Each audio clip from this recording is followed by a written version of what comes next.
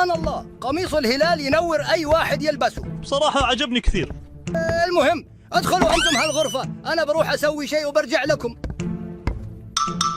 يلا يا شباب ندخل، بس تذكروا راح نلعب معاهم بس عشان نفوز على فريق أوروبا، لكن لسه هم خصمنا الأساسي. متى بترجع يا نيمار؟ والله متحمس ألعب معك. قريب إن شاء الله. أنت عارف إنه أول ما ترجع أي لاعب يحاول يضربك راح يلاقيني في وجهه. السلام عليكم يا شباب.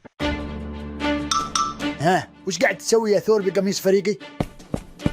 استنى شوي يا البليهي. ليش يا ثور لابس قميصنا؟ وش تسوي في مكان فريقنا؟ يلا تكلم بسرعة ولا بجلدك جلد. مو شغلك، أسوي اللي أبيه، مدربك هو اللي أعطاني الإذن. إيه يا البليهي، يلا اتركه ويلا كلكم للملعب عشان أشرح لكم وش صار. راح أظل عيني عليك يا متخاذل. بصراحة انصدمت منكم، ليش ما ساعدتوني قبل شوي؟ انت ناسي اخر مرة يا رونالدو وش سويت لنا؟ وش سويت لكم؟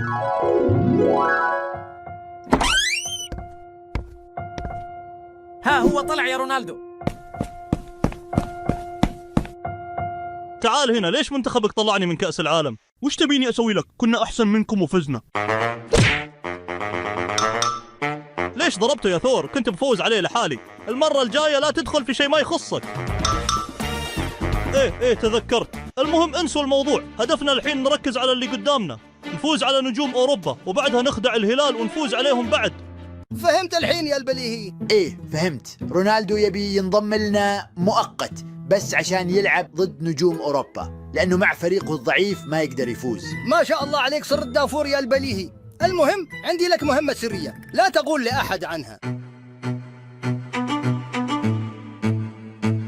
حسنا يا مدرب. وصلنا يا عيال لنهاية الحلقة. في الفيديو الجاي راح نلعب ضد نجوم أوروبا وراح نشوف وش الشيء اللي مخطط لرونالدو.